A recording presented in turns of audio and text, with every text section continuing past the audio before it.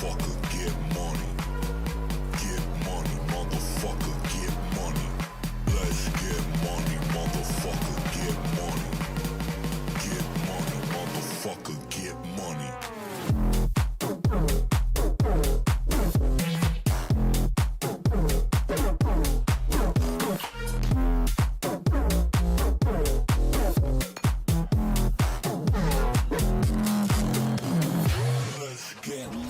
Motherfucker, get money.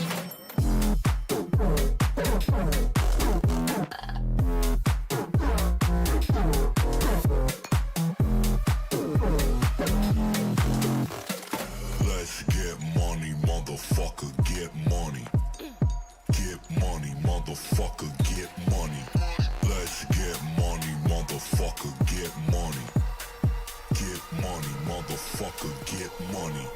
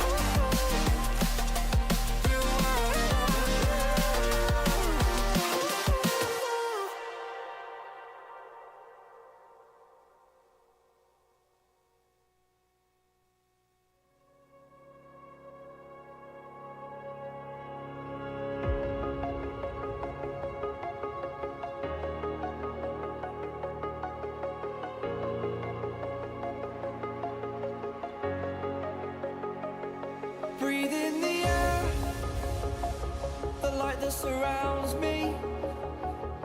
If we hold ourselves together, we'll go far. Created a space. In my head it was empty, but I know that I want to be where you are.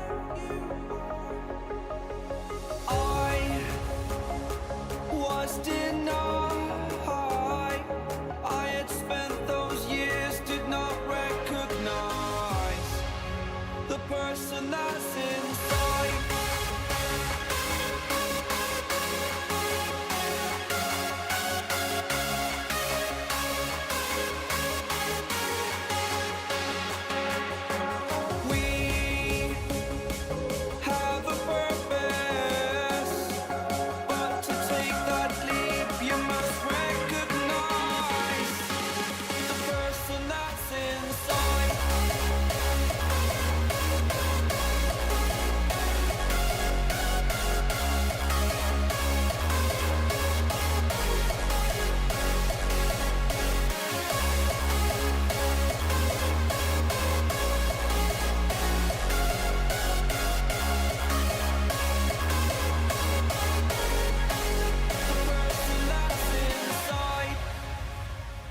Believe me, I swear, the story's not over.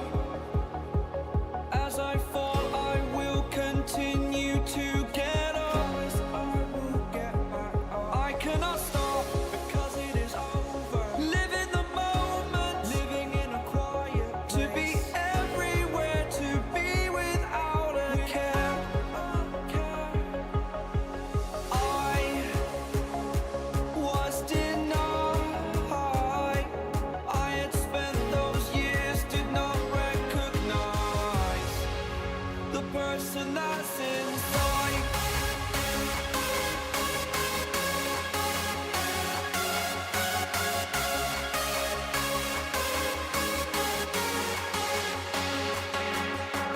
We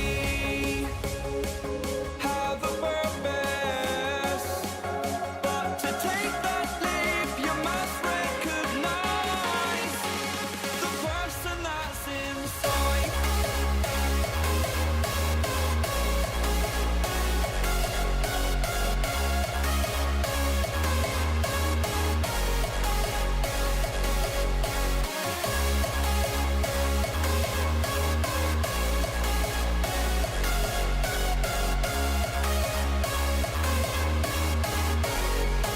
The person that's inside.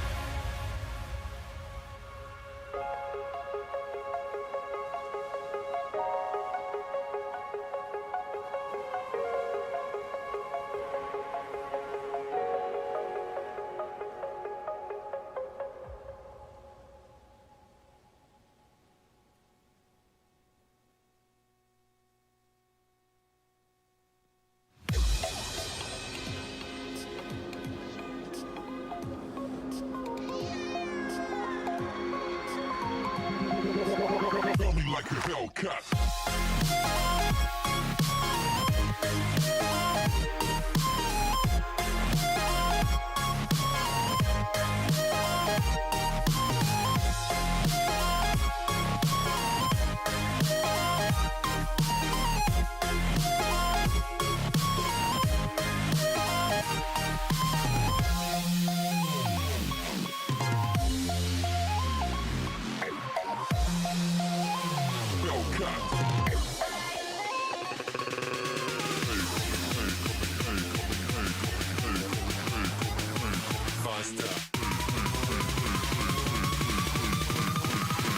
Running like a Hellcat.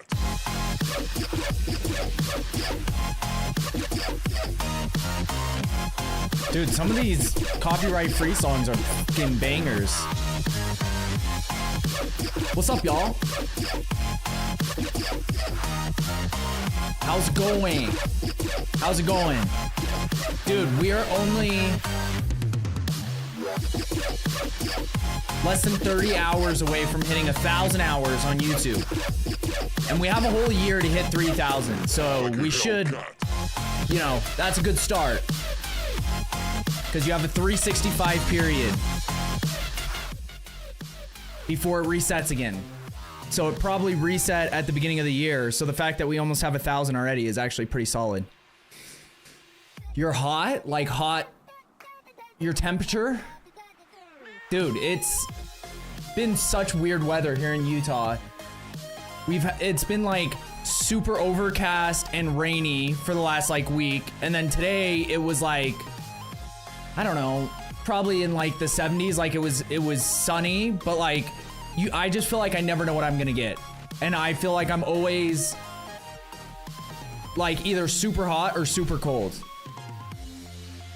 Because I live like in a basement of a house and the temperature down here is fucked. Doing yard work, I hate it. Dude, same. Yeah, I fucked up my shins trimming at my parents' house. I can't hire any yard workers. Hey, take the good with the bad, right? Or the bad with the good. Whatever, I don't know. That's a joke, by the way. Yeah, so we got some new patch notes. Patch notes. Didn't even know that they, like, that's what's been so weird about this league, is that it started off, you know, poorly, to say the least, but they've put like way more time and effort into patching it than they did last league. So it is really interesting, because last league, I don't know if we had like one of these types of updates, and we've had like 5 of them this league. But we'll just start off the rip, right off the rip. We're continuing to work on improvements for Path of Exile 2, patch 0.2.1, which is the first numbered patch, which is interesting, of the 0.2 patch series, whatever, because it's been like 0.2.0a, 0.2.0b, and like it got all the way to G, I think. So I don't know where the flip over is, or like if it's like because typically the numbered patches are like bigger patches, like more like content type patches. But yeah, I just don't understand the difference between 0.20G and 0.2.1. Either way, is in active development, and we're aiming to deploy it at the end of next week. Find out more about the improvements this patch contains below. Endgame rewards. When setting up the frequency of encounters and rewards for Path of Exile 2, we have to decide how many maps players will have to do in order to get them. After extensive playtesting, we now believe that we overshot that number pretty substantially. In 0.20G, we improved the baseline experience of getting rewards for monsters and chests, but we still feel you don't get enough of those exciting spike moments when something very powerful or valuable drops. There actually are some very cool items to find, but you won't ever find them because they are incredibly rare. One of the major focuses of 2.1 is making chase items more common, but also adding more chase items to find. Unique items. In 2.1, we are going to be significantly improving both the drop rates of the incredibly rare unique items we already have, as well as adding a bunch of new exciting and chase uniques that will take your builds to new heights.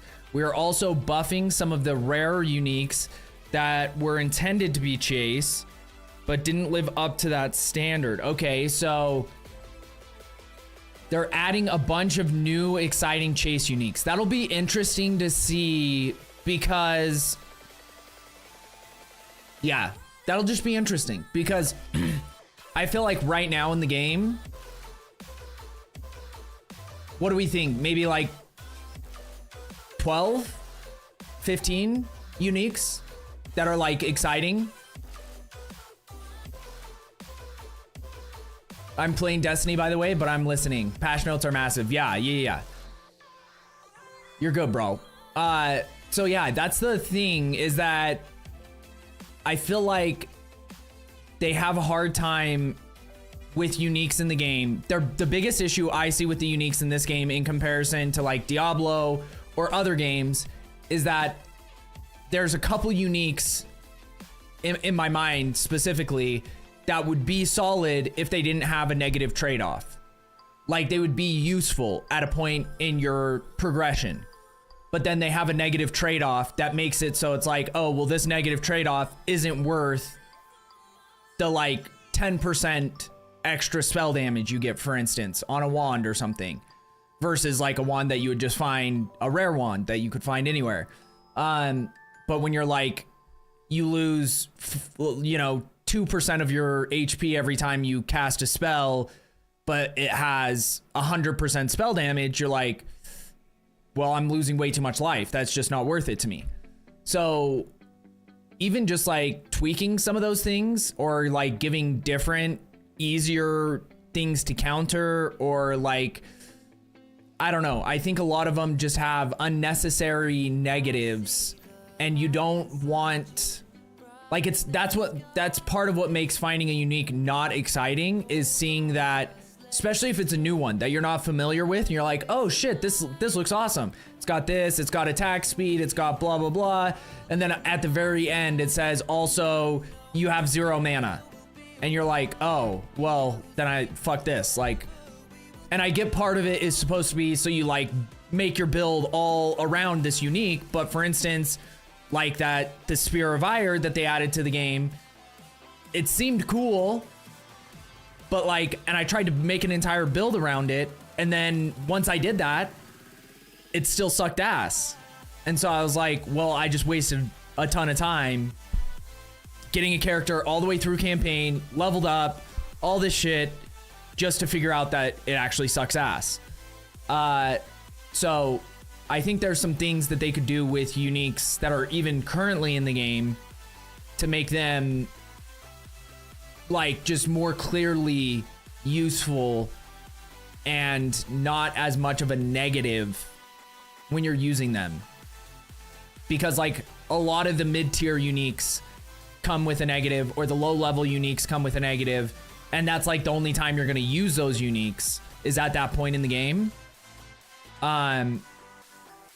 So like by the time you have the life regen to make up for that 2% of your life every time you cast a spell or whatever, you're already past the point where that unique is useful anymore. So yeah, I think it'll be interesting to see. Hopefully they do just add some like awesome uniques that are just clearly like awesome. We'll have to wait and see. That's how I feel. But then it says, okay, we're also buffing some of the rare uniques that were intended to be chase, but didn't live up to that standard. You should see significantly, wait, so they're buffing some of the uniques that are intended to be chase items. So to me, that means that they are improving some of the ones that are like harder to find. For instance, like all the ones that they nerfed after last league that were actually useful last league, and now you hardly see anyone really giving a shit about them. I think in particular, the potions, they're already rare enough. Like the health one is still useful and still valuable, but the other ones, the mana one, I don't know. I feel like if you could get it, you would use it because it's probably better than just like a random mana mana potion, whatever. But it's just not like getting full mana when you use it. That was good. It made it very useful. And there were still times in fights where I would run out of mana. Like I would run out of uses for it. So yeah, they're buffing those. That's solid. I like that a lot. Well, like I said, that's another thing we'll have to wait and see to see what what those buffs end up being. And then you should see significantly more chase uniques than before, and we'll be doing a post showing some of the new uniques next week. Nice. I'm excited. I'm excited to just see, because like no matter what, getting more uniques in the game means that there's at least going to be a couple, even like this last league, when this league started, I don't think anybody thought that Tangletongue was going to be like the S tier unique that it's turned out to be. I don't think anybody saw, like, what's another one of the new uniques? I'm trying to think of any of the newer ones. What's the other spear one? They're all kind of spear related just because of Huntress being, or like spear builds being kind of the meta. But yeah, I can't think of any other like random uniques in my experience that have been like clear favorites. But like even they, you know, you add the Lich Ascendancy, and then you add some like chaos based uniques, but like all of them are not that good in comparison to what you can get somewhere else. And I think a lot of people would rather have a crazy powerful unique that's rarer, that actually like takes, so you can like, for instance, that Spear of Ire that I was talking about earlier, take that item and actually make it S tier and make it super rare, so you can actually make a spear Lich Witch, and it's like valuable to have Lich as an ascendancy with this spear and not having to do the same build that everybody else is doing, but you're just doing it with Lich, where you're not really getting a huge bonus from using the Lich Ascendancy, but you can just do this other build on Lich. And that's the kind of stuff that I want to see more of. And I don't know if that's tweaking ascendancies more so they're more valuable. That might be part of it, because I think a lot of the ascendancy like points and a lot of the ascendancies are lackluster. Like, you don't get excited to, like, you know, you don't really have anything to look forward to getting more ascendancy points in a lot of the ascendancies. Or you're like, okay, well, I have 2 more points to spend, so I'm just gonna toss them over here because I have nothing else to do with them. Yeah, I think it's crazy that they're adding them too, especially right now, like in the middle of the league is awesome. Like I said, no matter what, it's good to be getting new gear. I'm not mad about that. I'm not really mad about anything. These are just like critiques, like things that I have noticed and things that have made my experience this league less exciting. Was like, you know, because some people are just like build crafters. That's what they love to do. Some people are just like, I want to follow a build, I want to get to end game, and I want to start doing end game content. And then some people are in between, and I would say I'm in between, where I don't love, like, I love the concept of build crafting, but every time I've tried it, it doesn't work out. Now with Huntress, with Lightning Spear, there was like a lot of mechanics that went into getting to where it got the build. So like, I'm not mad that I tried my own build and tried to make it work and it didn't, because I'm also not playing the game like some of the other people are. I'm not in the discords that some of the other people are, who are like bouncing ideas off of each other and doing all these things. So, but then with the Lich Witch, I was pretty sad because I was like, there was nothing like it out there. It sounded like it would work and it just doesn't, because you're just not getting enough out of that spear to make it work. And then even with that bow, that other bow that I tried too, you're just not getting enough out of the bow to make it work, unless you're doing a different class or ascendancy or whatever. Do you want to be in Discord calls bouncing? Not in calls, I just mean in like servers, like people posting things. I would never, yeah. And like, I don't really care about that either. Like, you know, I don't even have enough time in my day as it is. So I'm not gonna be sitting there in Discord calls for like 2.5 hours bouncing ideas. But I just mean, like, you know, there's groups of people that have like their inner circle per se, where they get, where whenever someone figures out a new like in-game way to make the most currency or figure out something with a specific build that's going to be like meta, they do all, like, they pass all that information within their circle, take advantage of it for a couple weeks, and then they like release it to the rest of the world. And it's like, I forgot the video. It was a video we watched last, like when early access launched, that he talked about it. He's like, I'm in some of these discords, and my friends in that discord told me not to make this video. They said give us 5 more days. And he was like, so he basically outed that those are there and they exist, of like how to take advantage of everything, that they don't want like everybody else to know, because then they can control more of the market and the currency. And once they release the information to the like rest of the community, there's chances that it gets patched over or something. Like if there's like not even necessarily an exploit, but like they just found a way to get double the currency doing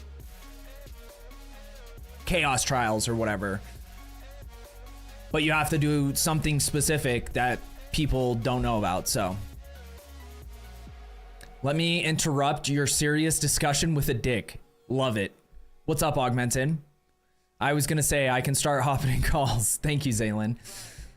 Okay, so crafting socketables. One of the issues that we have with the socketable crafting system at the moment is that by the time you get to the end game, there isn't really anything new or exciting to find to socket in your gear. That is pretty true. And I think one of the big things changing, like the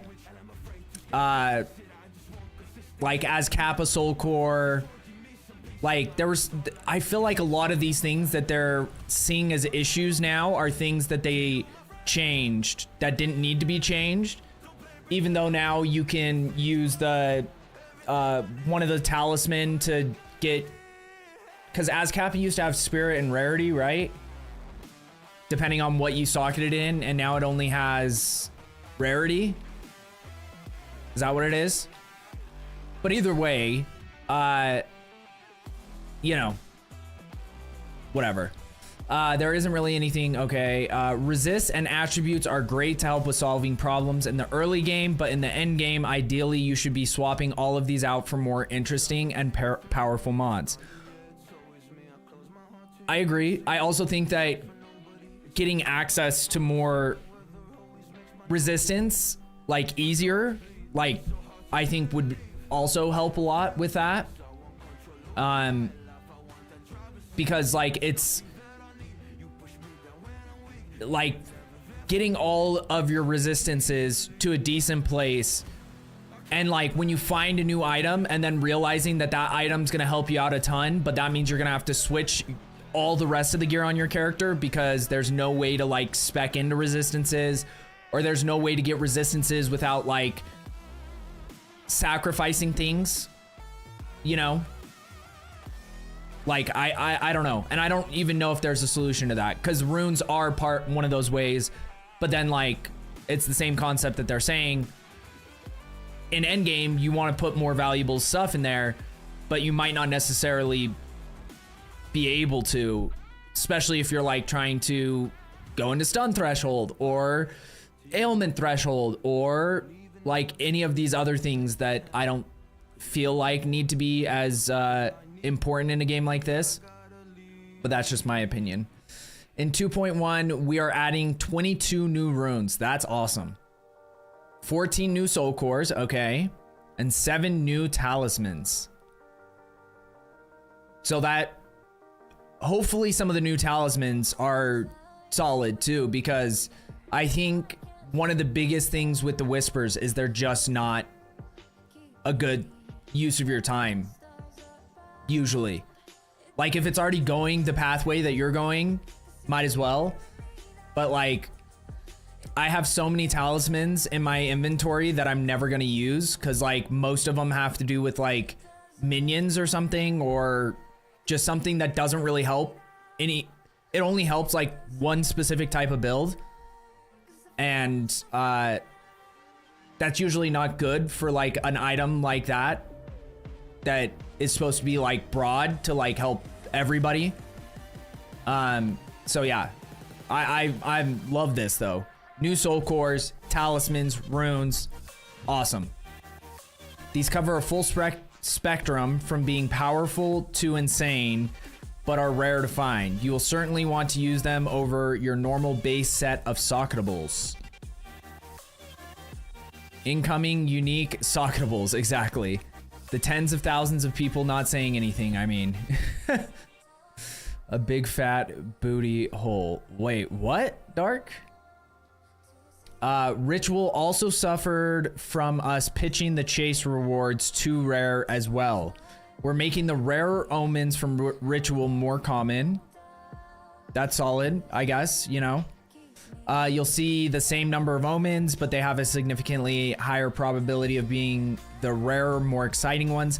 I do think that's good, even like just like the mid tier, because I think they're like tiered in like, you have like the low tier, and those are like, you see, even if you re-roll your ritual, like if you spec into being able to re-roll your ritual, I'll re-roll. So the first one, when you get your final one and you see that page, and it'll be like the, you know, regal fucking or omen of exalted or whatever every single time.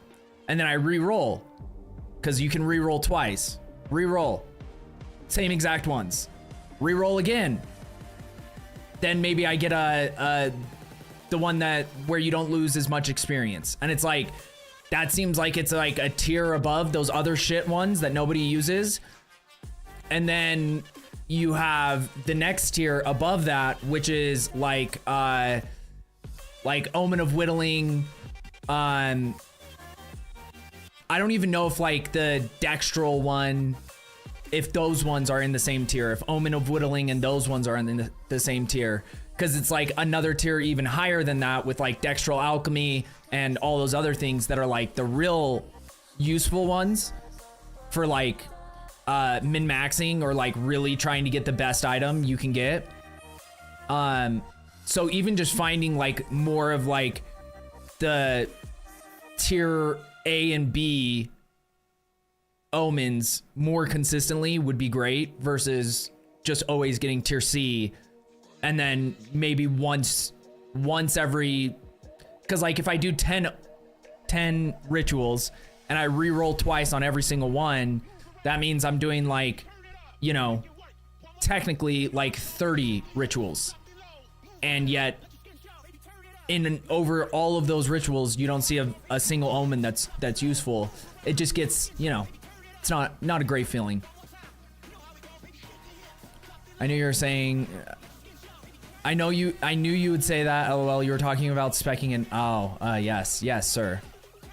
So yeah, I think that's great. We're making, okay, we already read that. So next is corrupted essences. While we're at it, we'll also, because I don't know a single person that's found a corrupted essence. Dark, thanks for hopping in the YouTube, brother. I appreciate it. Yeah, I don't know if I know of anyone who's found a corrupted essence yet.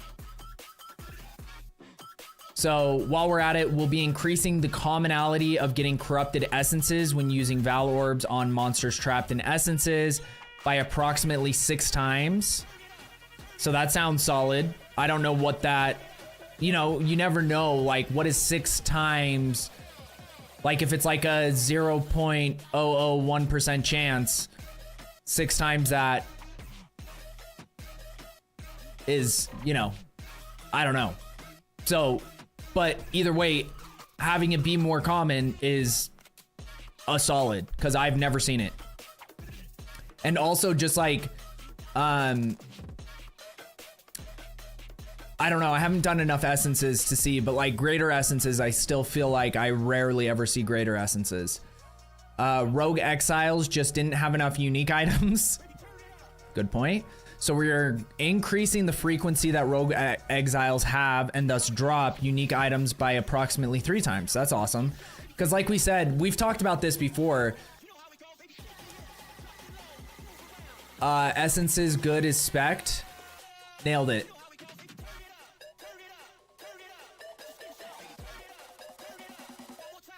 Instead of 1 in I don't even know a number, 10 million. It's not 6 and 10 million. I don't know what number that is. It's too many zeros for me. Still 0. Essences good if spec'd. Okay, wait, you see greater essences? I have now. Oh, okay, golden pop. I didn't know if you were saying that, like, my logic was that was wrong in, like, the way I was assuming, or if you were agreeing with me. But yes, yeah, I get what you're saying now. Yeah, yeah, so instead of 1 in a million, it's 6 in a million, which is still better, but we don't know until we see it.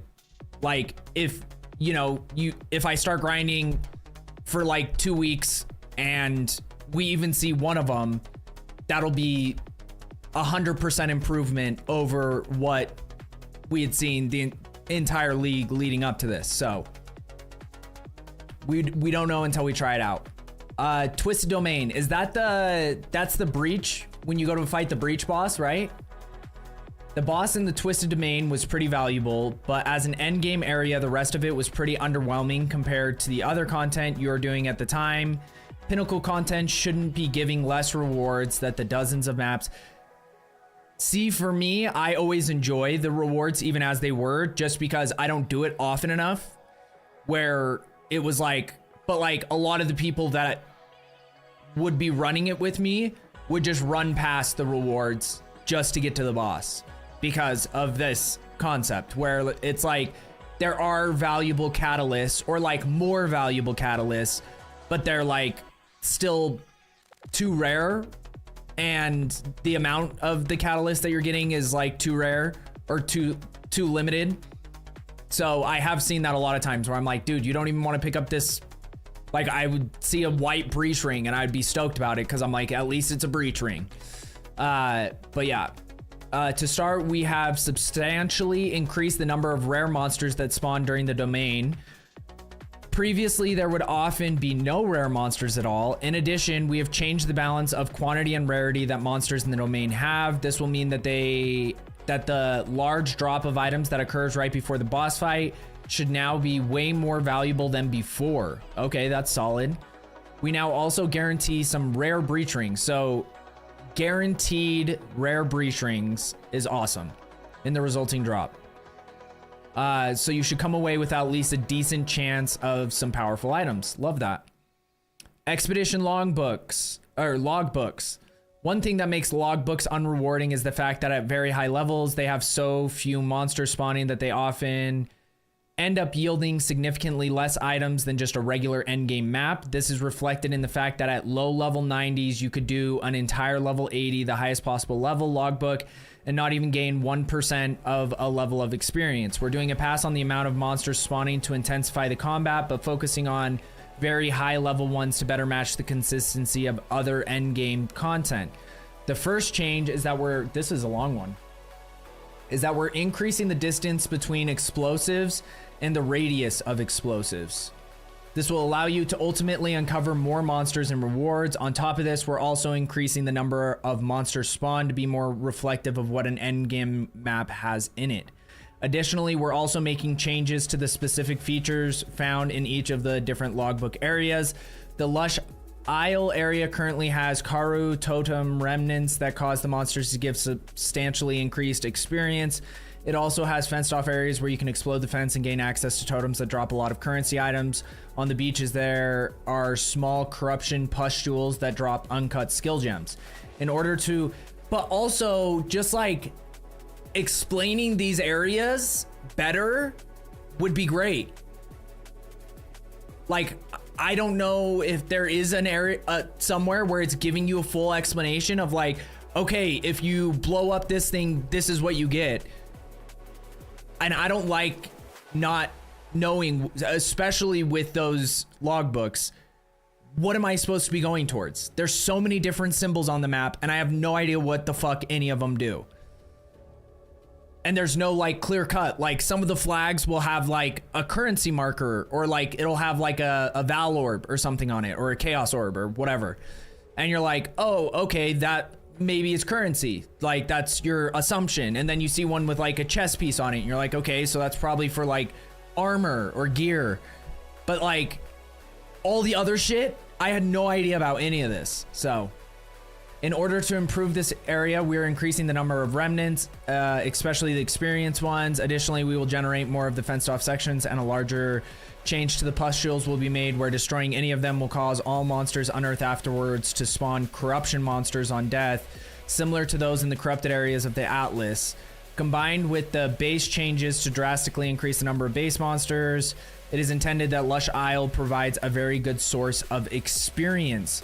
The Frigid Bluffs logbook area is an icy tundra with Val architecture and many Val monsters and Val remnants frozen in time. Aside from the traditional expedition monsters and chests, you can also explode these Val objects free. The problem is these are relatively underwhelming. There are few monsters and they are not any more rewarding than normal expedition monsters. And on top of that, the remnants just cause the monster drops to be corrupted, which is more arguably a downside than otherwise. We're making a couple changes here. On top of the Val monsters, we're now going to have some Val bosses frozen in time too. These are standalone map bosses that can be broken out and fought. All the remnant modifiers will apply to them as normal. The Val remnants that caused items to drop corrupted are being reworked. Now they will generate with one of 3 upsides and one of 3 downsides that normal remnants have. Think of them just as a super remnant. I don't even know what that means, but we'll have to wait and see. The Barren Atoll logbook is an atoll that sea travelers and fishermen have used to store their treasures and supplies. The area currently has crates filled with gold, strong boxes, and enzymite runes. The issue is that the crate drops far too little gold and are far too few strong boxes and runes. After our changes, the crates are going to drop a significant amount more gold, and we're going to generate a lot more strong boxes, and by a lot I mean over 10 times as many, of which could also be unique strong boxes too. Okay, so that's sick. So there's gonna be strong boxes. Like, I haven't even, like, the logbooks have not been particularly valuable up until this point, other than just trying to find the boss. That's why the majority of people just run them and see if the boss is on the map. If not, they leave. So that sounds cool. Like, you're gonna get 10 times as many strong boxes, and they can be unique strong boxes. So it might actually be worth doing now. And if you're getting a lot of gold from it too, it could kind of work hand in hand. Because the Venter's strong box is kind of the one that most people are looking for anyway. And if you're getting a shit ton of gold, from doing that map anyway, then if you do find one of those strong boxes, that would be useful. Given we're adding some new chase rune drops, this may prove to be a good source to get them. All of these special features found in the specific logbook areas are also being added to the minimap, so you can see where they are and plan well before starting to place your chain of explosives. Endgame content and variety improvement. A second main focus is that we're going to increase the variety of running endgame maps. Right now, did you know that if you were to generate 400,000 maps and 150,000 of them would be, that 150,000 of them would be Hidden Grotto? So almost half of them, that's insane. We are certainly sick of running that area and fighting that same boss on repeat. The intention here is to normalize the frequency that different maps and thus boss fights appear on the Atlas. This will make things feel far less repetitive than playing the end game, especially for many, many hours. Citadel spawning has been adjusted. Now, whenever a citadel is generated on the Atlas, it also ensures that it generates the other 2 types of citadels near it. This will prevent cases we have been seeing where players would, due to the whims of random generation, get many of the same citadel one after another and never be able to fight the Arbiter of Ash, especially when not in a trade league. Both these changes to Atlas layout won't apply to areas of the Atlas that you've already revealed. In order to get the improvements, you'll need to explore further away into parts of the Atlas that haven't been generated yet. Additionally, you can expect some other endgame improvements, such as reducing the danger of 2 of the ritual types that were just a ruckus of purple chaos explosions, and reducing the danger and increasing the telegraphing of the volatile plants monster modifier combined. These were responsible for over half of all player deaths in the endgame. Volatile plants were responsible for over half of all player deaths in the endgame. And the chaos explosions from rituals. That's insane. We're also lowering some of the more dangerous map modifiers like elemental penetration to be more in line with others, improving the rewards and visibility of omens and Viridian Wildwood unique map. I still am mad about that map. Only unique map I was like ever able to find, and there was like, that's another thing. Give us some kind of instruction of what we're doing. Because like, how was I supposed to know? If I didn't play Path of Exile 1, how was I supposed to have any idea what I was supposed to do in that? I ran like 3 of them and just like would get cut off by the darkness. I was like, oh, well, that was a waste of time. Reducing the pack size of the bats that shotgun you with projectiles in the Twisted Domain, and reworking the curse map mods to have counterplay. These are just some of the more isolated improvements coming. Love that. All of it.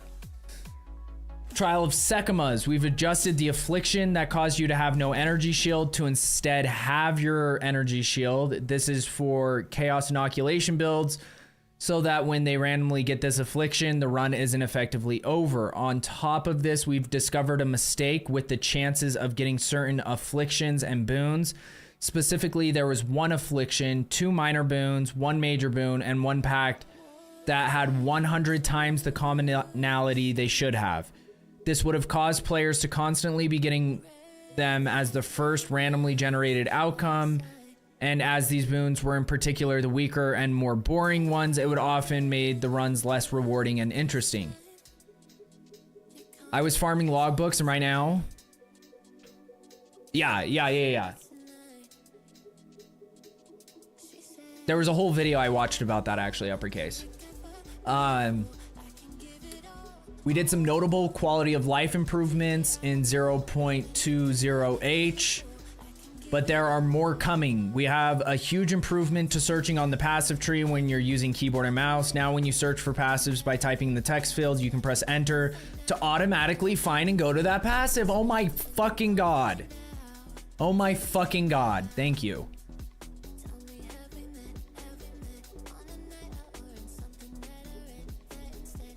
That's huge. If there are multiple passives found in your search, then continuing to press enter will cycle through them. It also darkens the rest of the passive tree to help bring the search node to the foreground.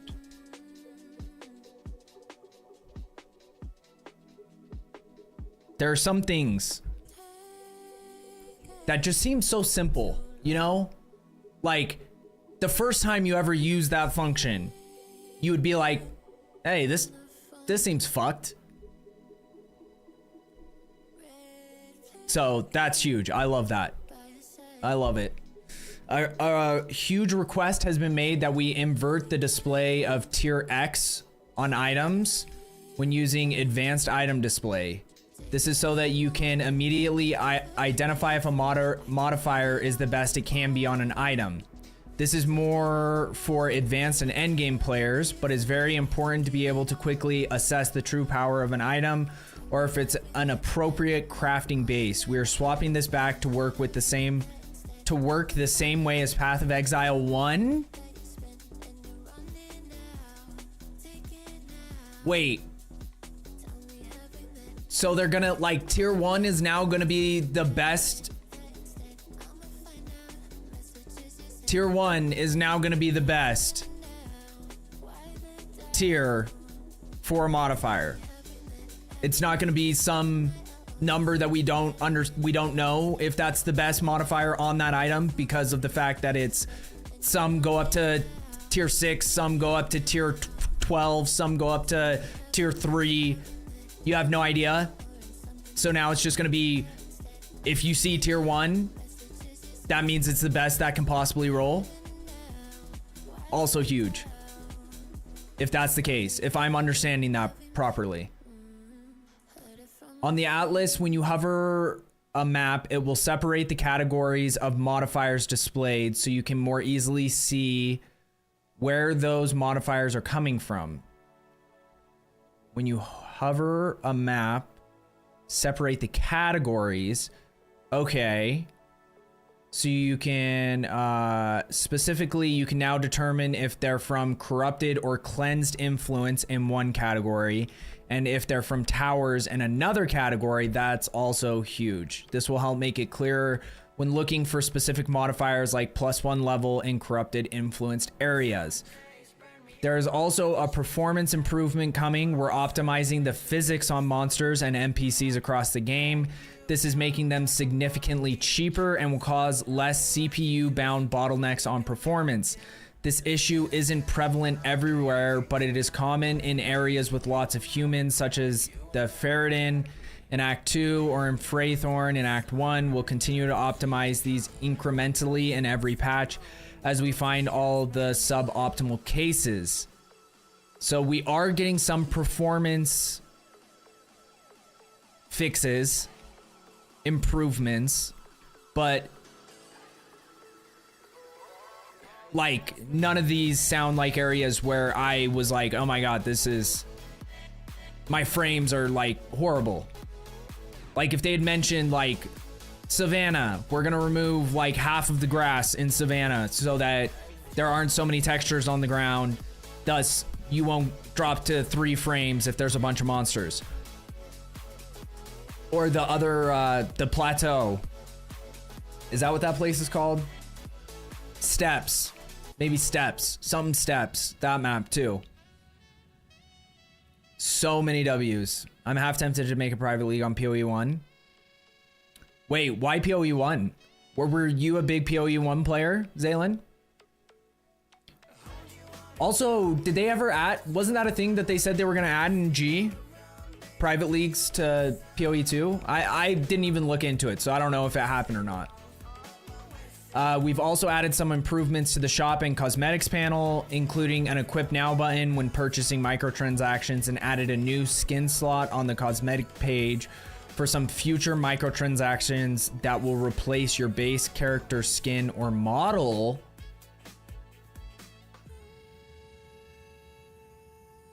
Your base character skin or model. Dude, if they put sexy chicks in this game, I will never question them again. That summarizes our 0.21 patch that we're hoping to deploy at the end of next week, but are keeping flexible as it might fall in the week afterwards. We will keep you updated with further changes and post some specifics on uniques and socketables between now and then. Thank you very much. They did. Darth ran a private race already. Oh, that's awesome, Death God. Because builds are more fun in PoE 1. They added private leagues to PoE 2, but there are no modifiers yet. Okay. Chatter chat, what is up, Beef? Beef Lord. The man, the myth, the Beef. How are you doing, Beef? Boom. Yeah, so all of this sounds amazing. And honestly, out of all of these things, the number one thing, and this is, I know this is stupid. This is stupid. I understand that. But this, replace your base character skin or model. So they're gonna potentially add different skins for your character that actually change the base. So like what your character looks like, which in some ways is kind of like ideally what you do is you just have a character creator, which would be great too, you know, but this way they can make money off of a character creator essentially. And it'll be interesting to see, Because there is nothing in this game that I've seen or in Path of Exile 1 where I'm like, there's not even like an option to like make your character more attractive. Even with the microtransactions. Like it's just like, it's all just like flashy armor. Like glowing armor of different types, wings. There's nothing that's like, you know. Dude, I'm chilling, bro. I'm good, relaxing for my 1 day I got right now. You only have 1 day off right now?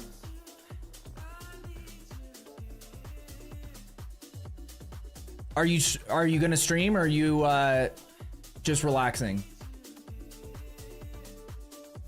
Because I heard someone mention something about the stream. About to start my next weekend out there. Wait, well, what do you mean by that? Are you, like, what are you doing? Are you working a job where you have to, like, travel and, like, go stay somewhere else now? Because I've been completely out of the loop.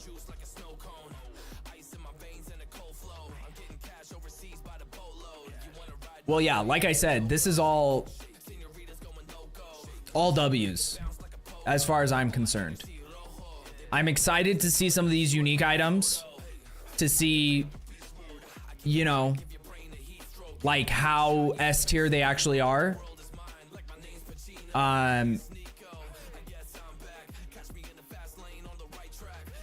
But things like the items in the socketables, I feel like this will be very interesting to see, just because there's already a lot that we have that are pretty underwhelming in a lot of like ways.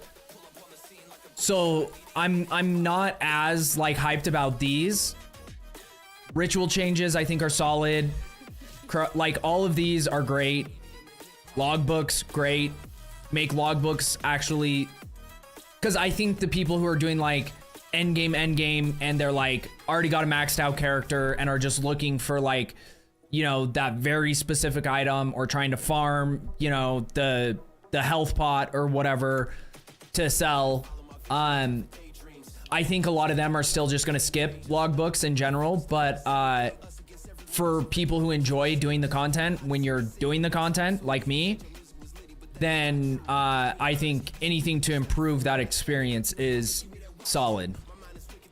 End game changes sound good. Like, I do dislike that certain areas of the map, like for instance, you find towers next to each other and that's like your prime area. You've been like farming maps for hours and hours to find these towers next to each other, to access them, put your tablets in them and whatever, and then just to realize that like half the maps or 3/4 of the maps in the area are like fucking crypt and hidden grotto and like Vol Factory, whatever. And you're just like, so I finally get a juiced area and it's all maps that suck. So I think that's gonna be a solid change too. The contracts I have to do some sites like 80 miles away, so I just catch naps when I can in between the shifts. Dude, that's insane, beef.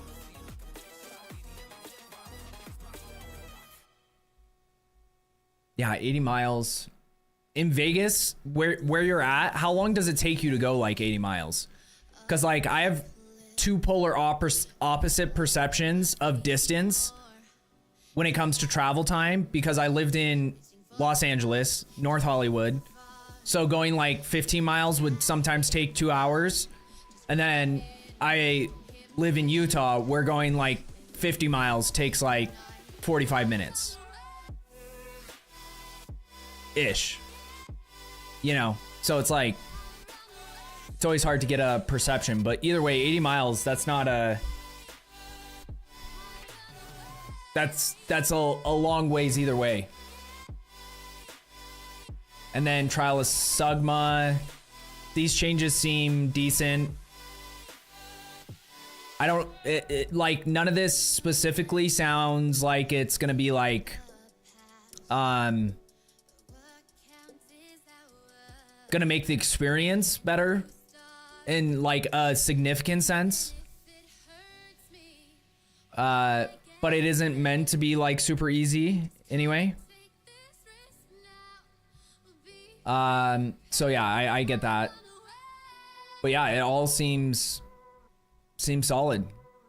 And it's saying by next week, hopefully. Cause this is a lot of stuff that they're changing. So like, I understand keeping it flexible, especially if they're trying to make sure that they get it all into this one patch versus like doing some of it in a patch and then being like, we weren't able to include these things in this current patch. That kind of stuff. I get that.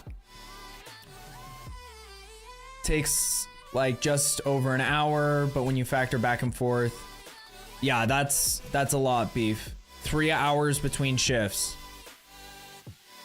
Yeah.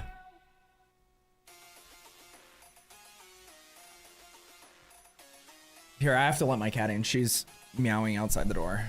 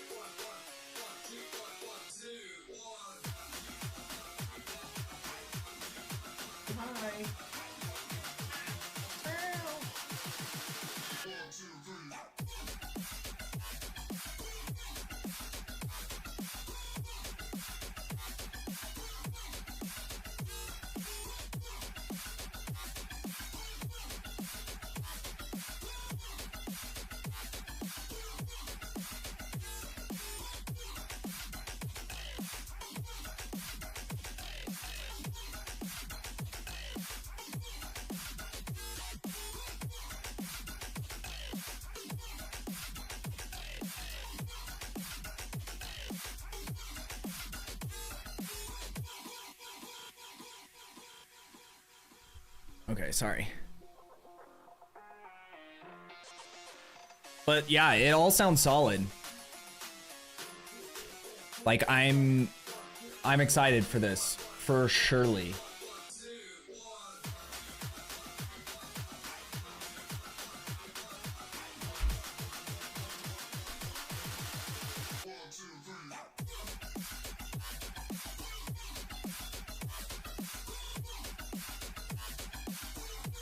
Okay, let me, are there, like, is there anything that stands out to you guys in particular that you're excited about?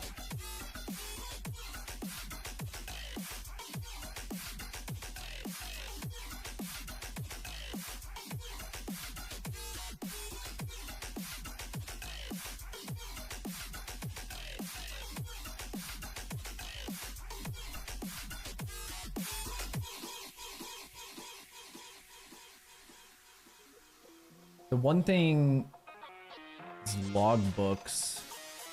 I do want to open up this real quick.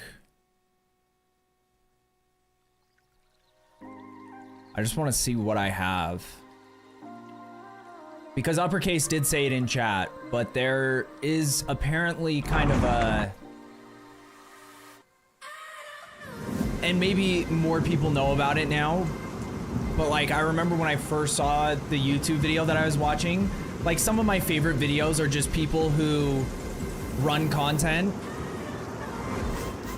and they'll do like, or they'll chance orb things. They'll be like, we're chance orbing 500 whatever heavy belts and try to get headhunters, see how many they get. And there's a specific guy that goes into like detail of like, this is what I invested to get all the white heavy belts and the chance orbs and all that. And then at the end, see if he like breaks even or makes currency or whatever. And the one that he actually made currency on was chance orbing the, is it Fork Spear? Is Fork Spear the one with, that you get Tangle Tongue out of? And he like actually made currency on that. And then the last one that I watched that he did 500 logbooks, and he like made insane currency just doing logbooks. And he wasn't even doing any of the events until he realized that on Lush Isles, he was getting like almost guaranteed a divine every time he hit those totems. And then there were like multiple ones where he got more than one divine and was getting like a shit ton of chaos orbs and like just like all currency. So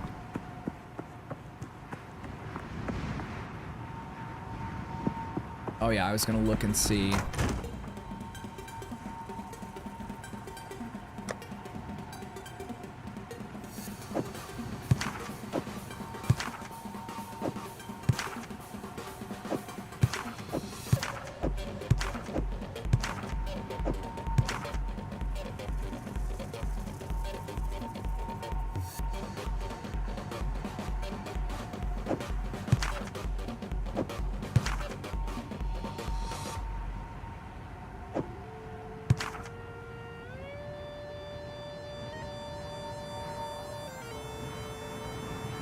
Can you re-roll logbooks?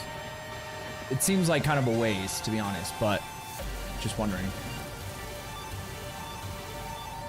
Because we have a couple Lush Isle ones. We might try these. I'm gonna do it on my other character because this one still isn't ready yet, but we did get part of it. We're like in the... I don't remember...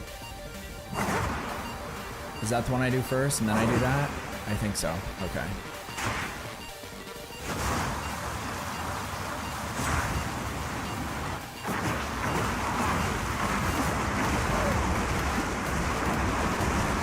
So we got this kind of going, but we need to figure out how to generate mana quicker. And I need more energy shield on this build to make it really work. Or to stay alive. And like the one thing that's tough on this is single target is really bad. So it's like for clearing maps, it's not too bad, but then like even just rares on maps a lot of times take some time. Game audio is loud AF.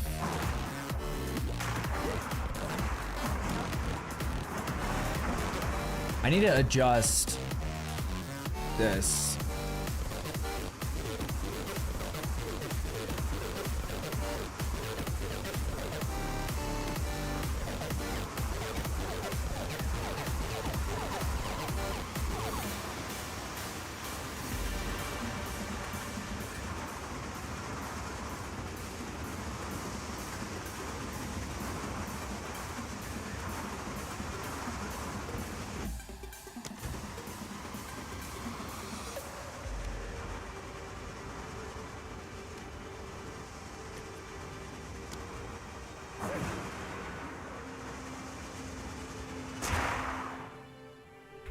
Still loud.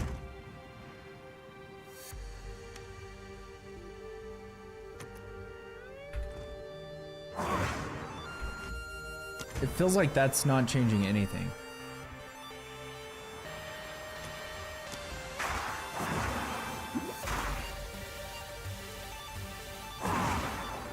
Yeah, it's because I downloaded a program for EQ for other games so that I could hear like specific things better in like Hunt. But it changed how all the volume output, even in a game like this, is. Does that sound better though for you guys?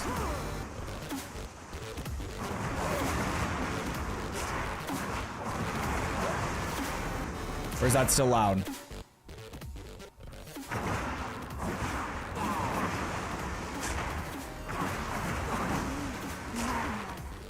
I think it's still loud, which is crazy.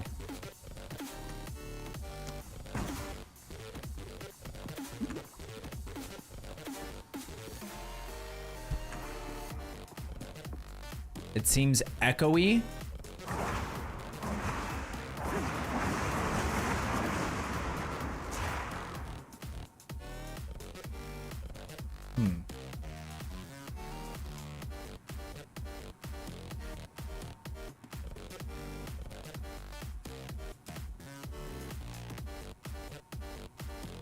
Give me a sec.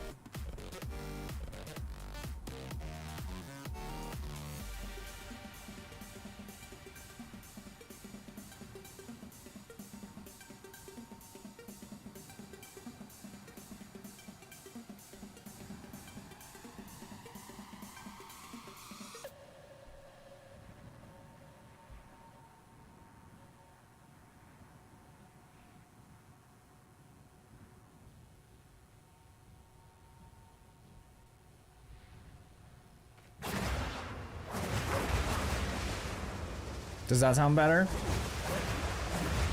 Or is it still echoey?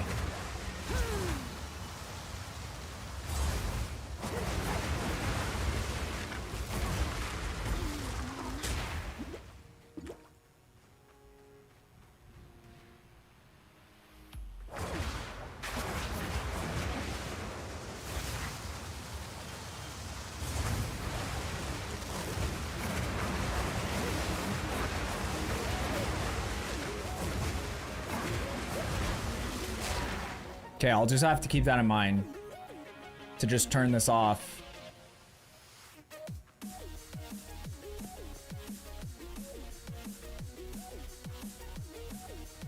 Because all this is doing is changing like the like which frequencies are louder or quieter, you know, but in a game like this that isn't really designed for like different frequencies of sound. The weird thing is that I couldn't hear any of it to me. Like it doesn't sound any different to me.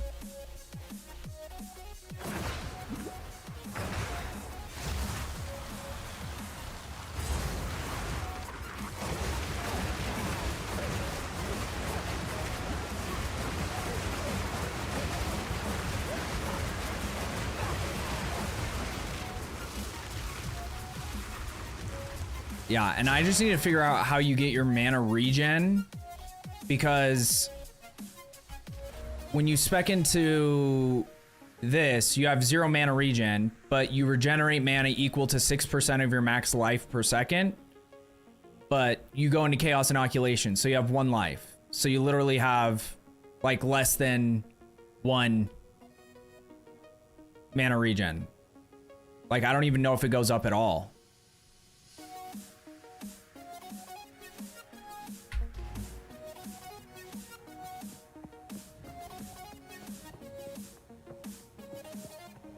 So I don't know how you're, yeah, okay, so it does. Every like 10 seconds you get 1 mana. Or 20 seconds, something like that. So you either just need a lot of like mana on hit or mana on kill, I'm assuming, would be the solution. And more mana, but like, just inherently this build uses a lot of mana, so I don't know about that.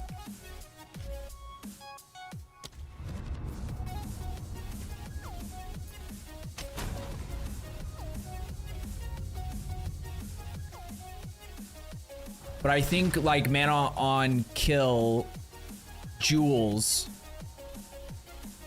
would help a ton.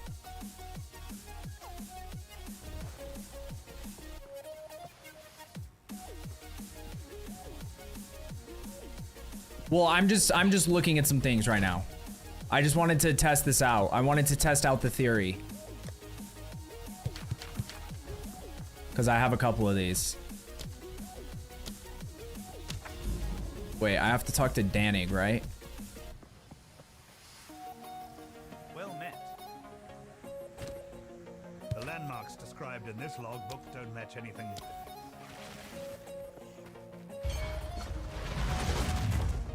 No, the same thing that you mentioned earlier, Uppercase. Don't go all day. That doing the totems in Lush Isle actually makes it, like, the currency is insane. Because I watched a whole YouTube video where he was just doing logbooks and he had the same, he came to the same conclusion.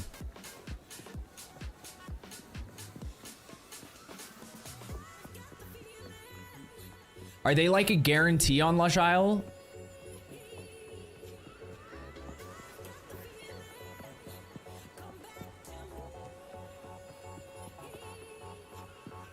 Because they're like behind like a wooden fence or something, right?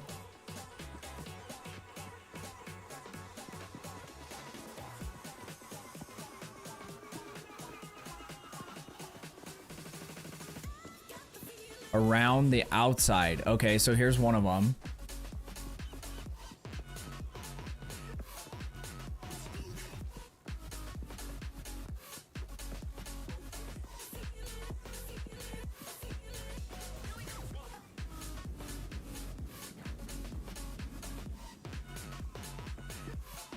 So it seems as though maybe there's another one up there, perhaps.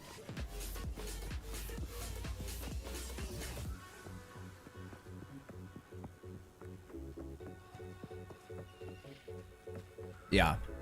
Okay, so we have 2. So that's all we're going towards.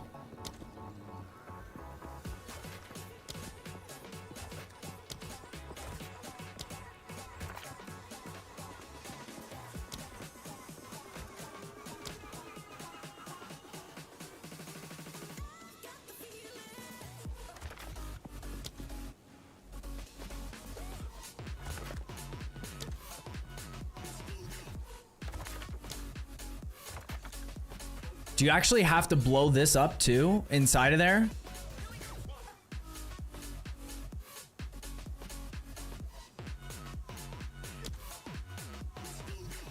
Just the gate. That's what I thought. Okay.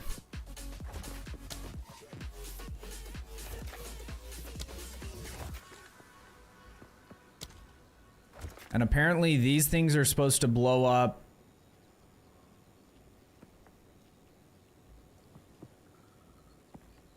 These are supposed to make uncut skill gems or something, it said? Is that what it said in the description of what things do on these different islands? These different maps? See, and that's the thing, is like, just give me a explanation that a 4th grader could understand. Why can't I'm so confused.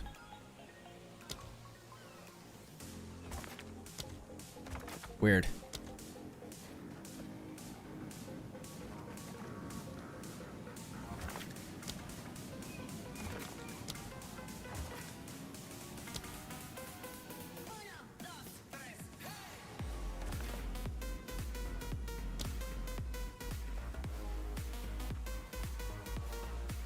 I don't even care.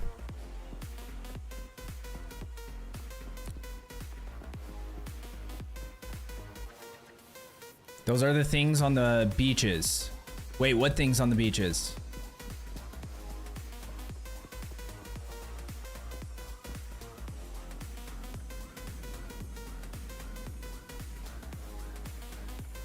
But which one? Like these that are shaped like this? Or is that just the little headstone?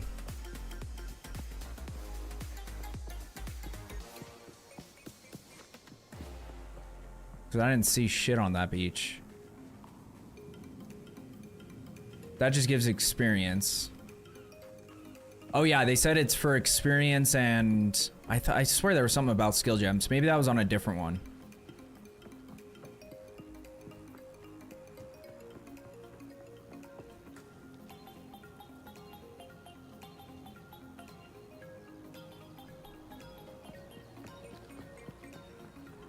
Let's see what shakes loose.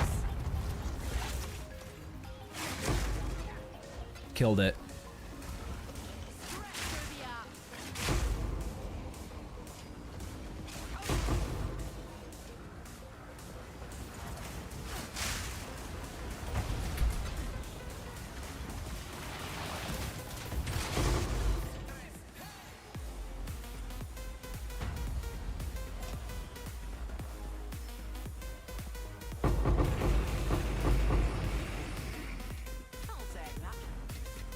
Seems solid. Couple exalted. Couple Val. Will not complain about that. Whoa. Where did that come from? You dirty whore.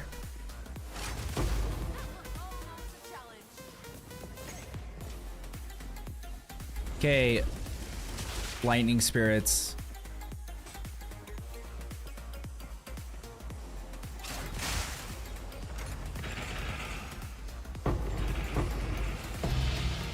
Chaos.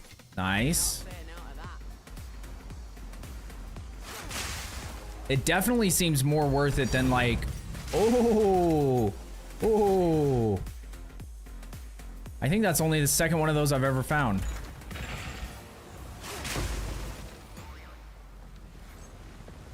Definitely more worth it than most other activities. You get what I mean? Like, even if it's not a shit ton, it still seems better.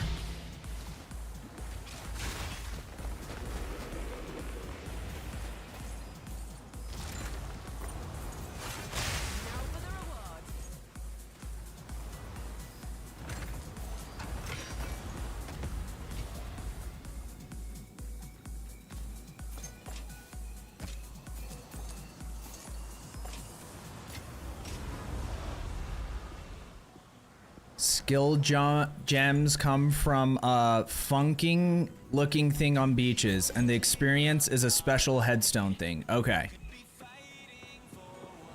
But it said, yeah, just like in the notes, like they said, this map is designed because it has the currency totems and a couple other things. But it was things that I'd never, like, heard of or had ever been explained in a way that made sense.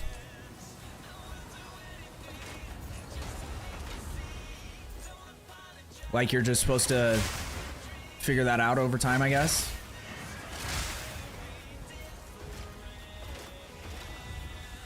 But the thing is when you're at the point where you're running logbooks, you're kind of just looking for like doing what you can do or like what you want to do. Like you're doing it for a specific purpose.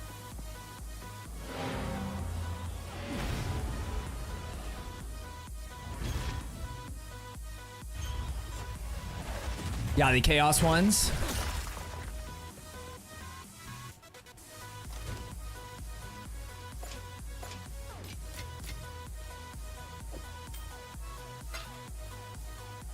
Boom, level 20. Do we even have anything worth using it on? Probably not. Maybe Stormlance? Oh, but we can't use our 20 yet because we have to juice these first.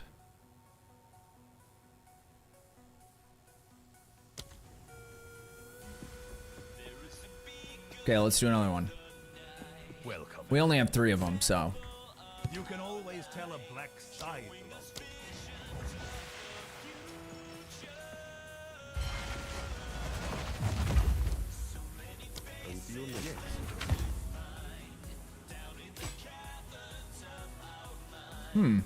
Interesting.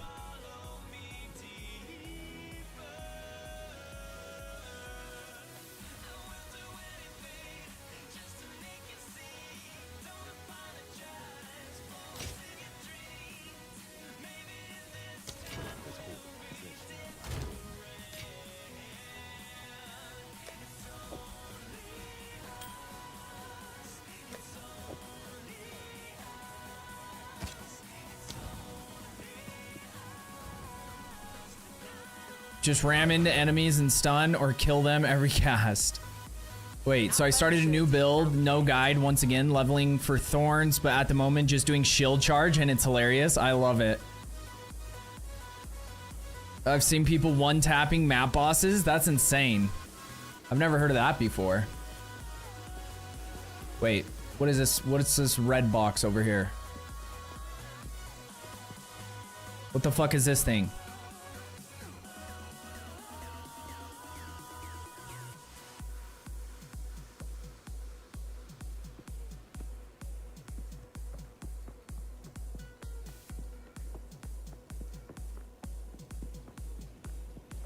Can you find logbooks in Expedition logbooks? I always grab the wacky ones if I can. Here's another weird one. Not that I found. Okay.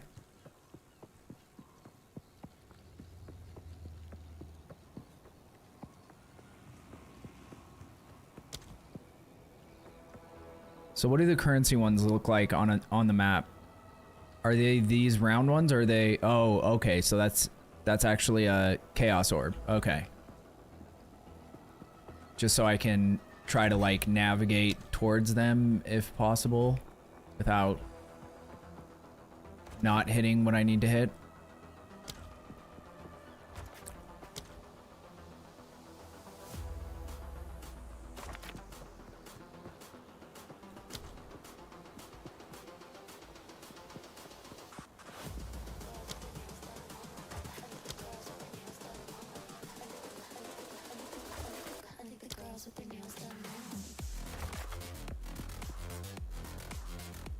Wait, is that one in?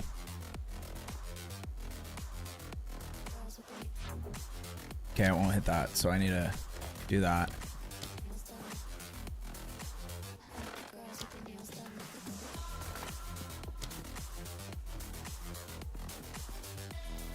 Oh, there's another one. There's 3.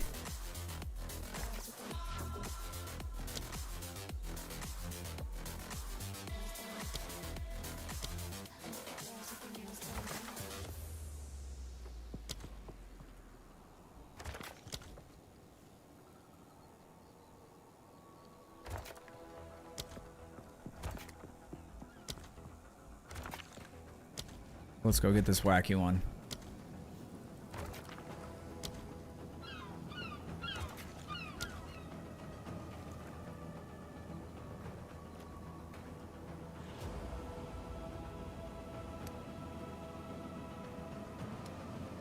I hate when that happens, when it's right where...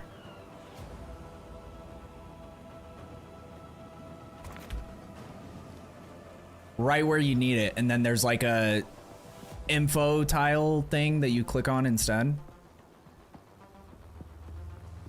Light him up. Come on. Lightning strike fast.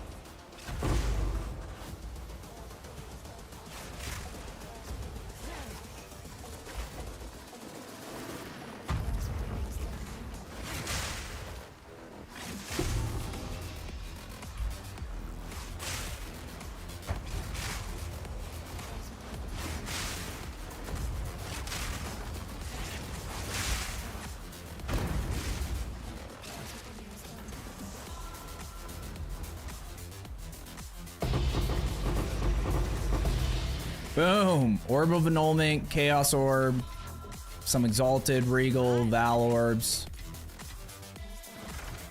I like that.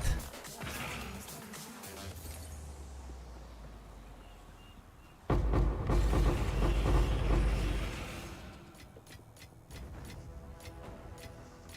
take that.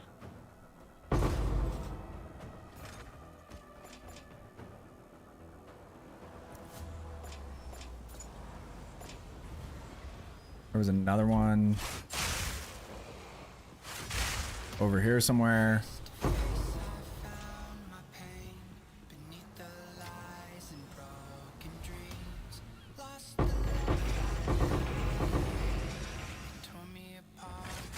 Seems decent. Always get at least a couple Exalted. Which, you know, just doing like, even if you had like 10 of these, the amount of Exalted alone, on top of if you get anything else.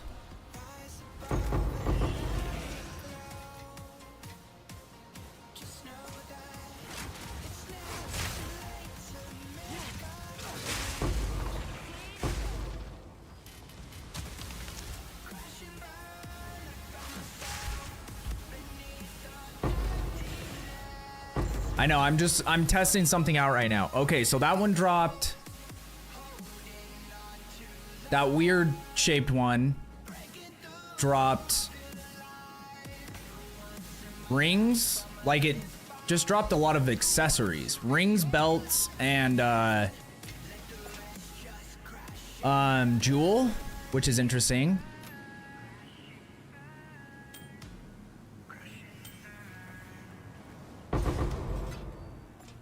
I don't know what the red chest one was up there. I wasn't paying attention.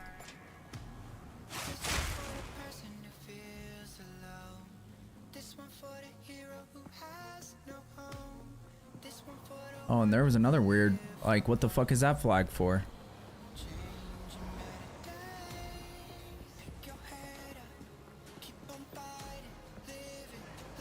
Oh, maybe that was, maybe the red one is where I got the unique item from. Maybe it's like a unique something.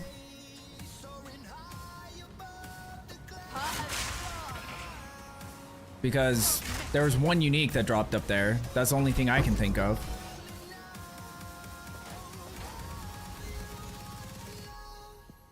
But those, the underground areas are definitely not worth it. At least currently.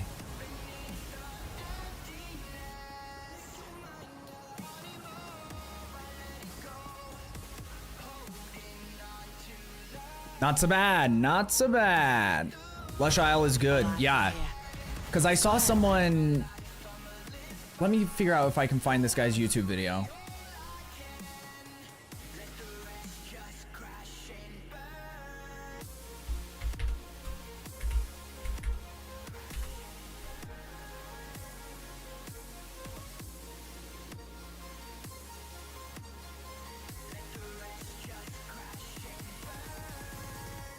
Hello everyone and welcome back. This is the guy. New and confused. I'll post the link in chat. And he, like, out of all of his videos he does, where he does like a bunch of these ones where he spends a bunch of currency to get either, you know, like I said, chance orb, heavy belts, or chance orb, whatever.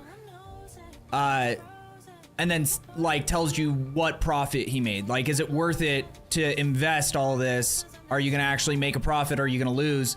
And I would say majority of the time he loses. Like, it's not worth it, especially like with like stellar amulets. Every time he did one with stellar amulets, it's never been worth it. But he did logbooks, and he was just like, he made like double or close to double the currency that he invested for it. So far, I wasn't keeping track of those. 15 from that map. Orb of Annulment, Chaos Orb. And a tablet. Pretty nice. Pretty nice if you ask me. Rarity. Especially after they buff expedition encounters, that's probably gonna be much better. Just like in maps, even.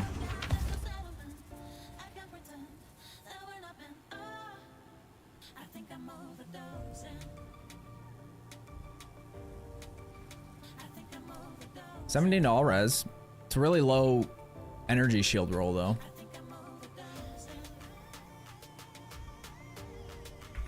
They're all interesting.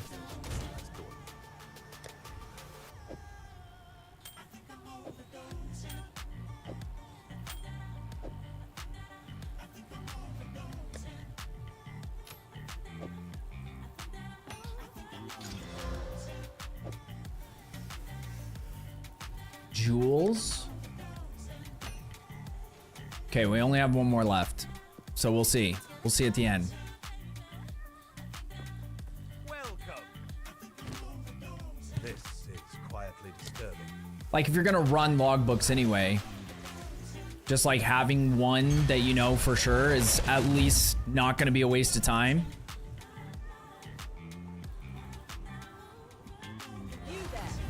Outventured, now gained. And we got a boss on this one.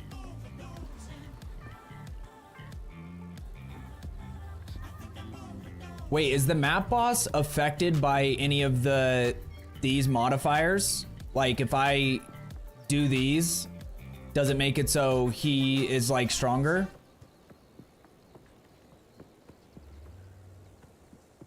Oh, I guess, yeah, like if you could zoom in on that.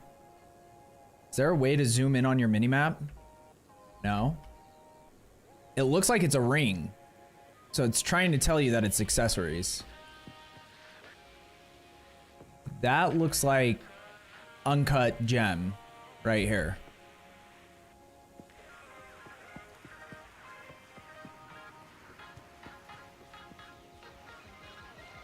Been farming expeditions a bunch, and I think it's a lot of fun actually, unless you accidentally hit something that makes everything immune. Yeah.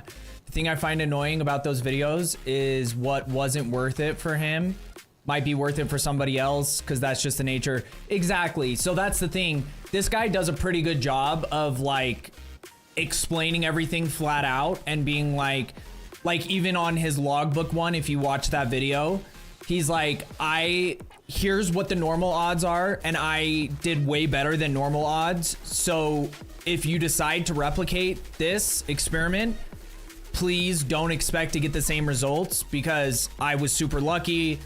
And you know, like there at this point in the game, there are odds of, especially like chance orbing, stellar amulets or whatever, but he tries to be pretty straightforward with all of it. Like whether he makes a profit or loses a profit, he was like, hey, if I would have hit one more Astromentis, you know, it would have been 100 divine profit, but because he didn't hit one or whatever, you know.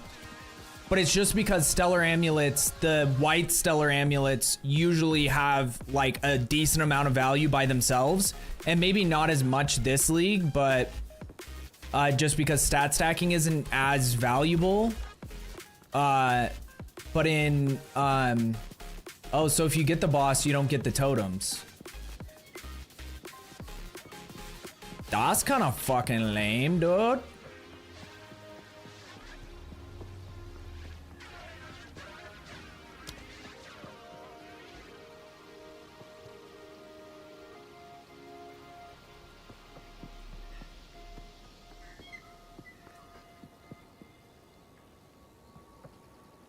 Ah, it's treasure you're after.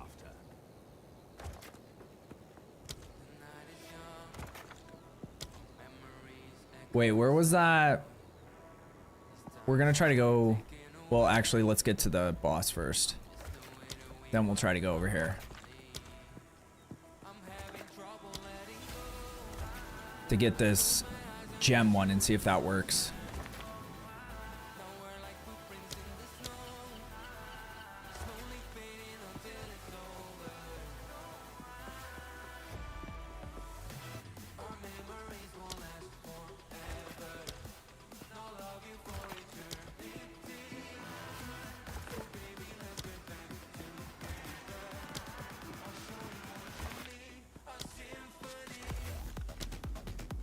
Let's get our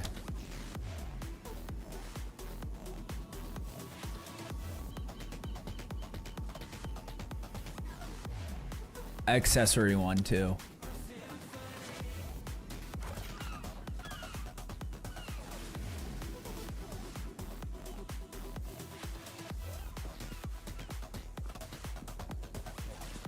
Oh, did I hit this one?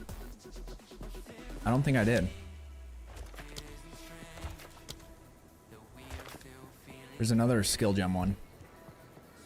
I think, if I'm seeing these symbols properly. Let's see what shakes loose.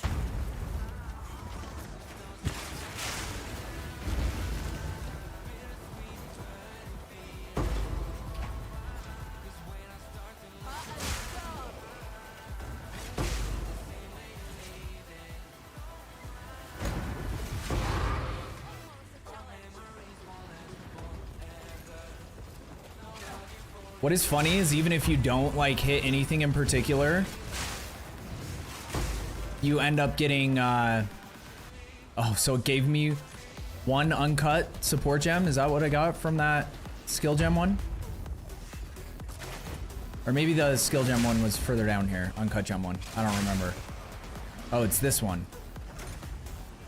Okay, it gave me nothing. I'm confused. Maybe I'm misreading the symbols.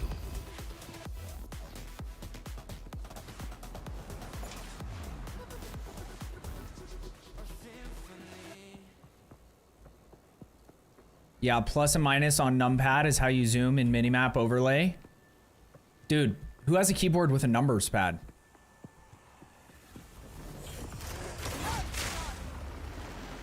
So I'm gonna have to change that keybind.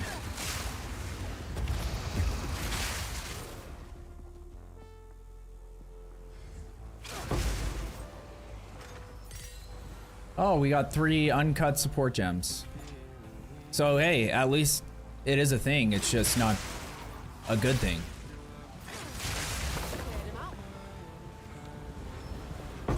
Maybe where I got that level 20 was from a skill gem chest. I just didn't realize it at the time.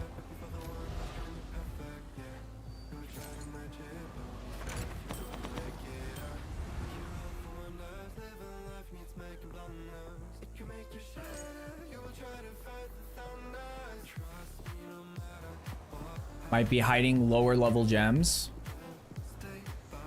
What do you press to see everything? Alt?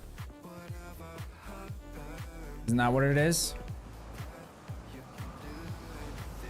Oh, so yeah, there's an 18. That might have just dropped from a monster. Now, if it's a low-level spirit gem, they're still useful sometimes.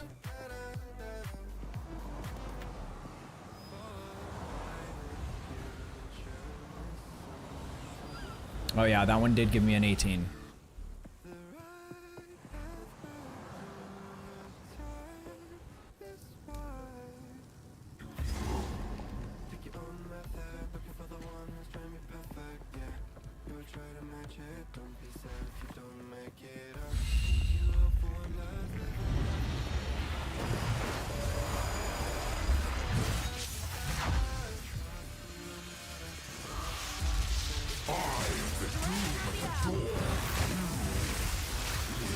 I don't know what he's doing.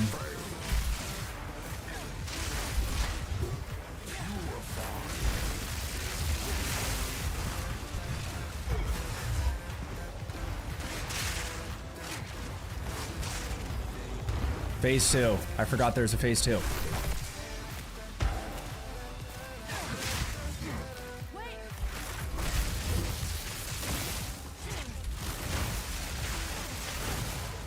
Easy. Cash money. Hey, we got the shield. What makes the shield good?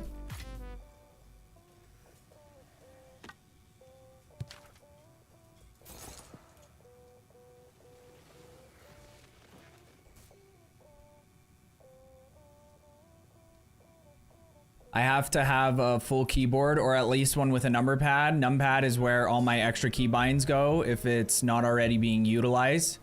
Also, typing numbers is way faster with number pad. You sound like you're an accountant with 70 years of experience. It gives cast on block, but it also makes block chance lucky. Nice. But like, is there like a stat that you're trying to get on it to make it valuable, more valuable?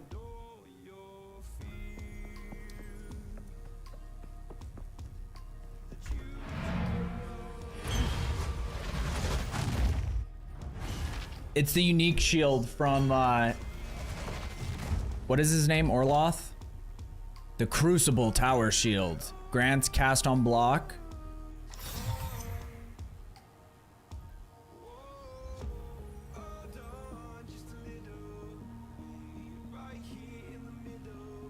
We're trying to get a good corrupt to sell if you aren't gonna use it.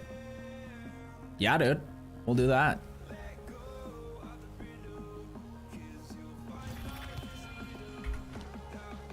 Yeah, but that's only the second time I've run the boss, so that's got to be pretty decent odds.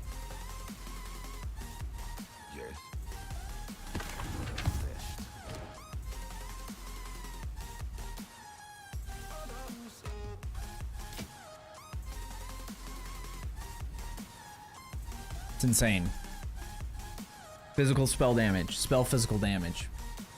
Get you every time. Until next time.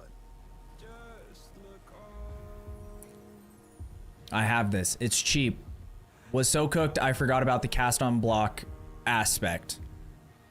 I think that they can be valuable, but I don't think that it's inherently valuable.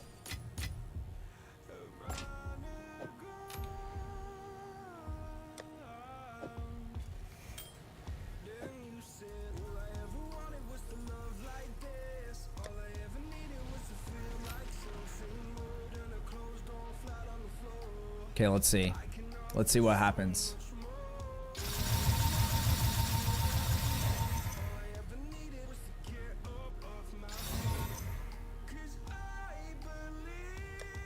Do I have? I do.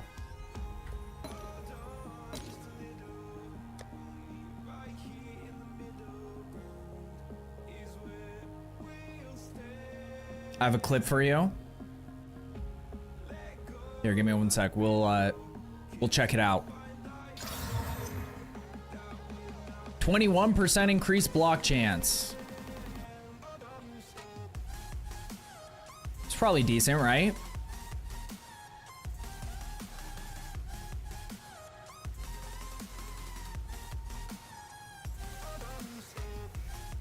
Not bad.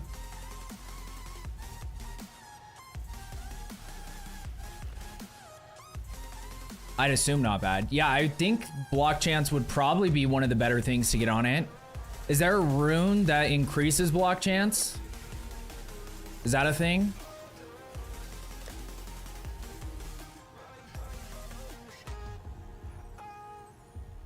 Because if you could get like double sockets, if there's a rune that gives you block chance, then having that would probably be better. But I don't think there is, right? Yeah, it wouldn't make sense because a shield counts as armor, but like you'd only be able to use it on shields unless it was one of these like special runes.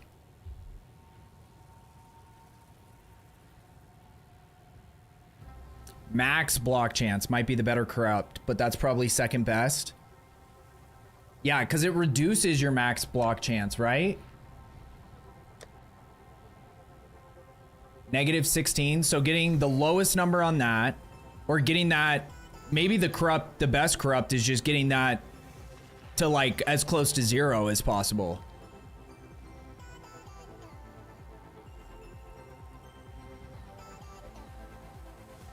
Because that's a lot of negative to max block chance.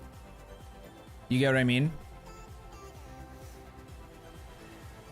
I'm running that blue shield with max block chance reduced by 10. Yeah.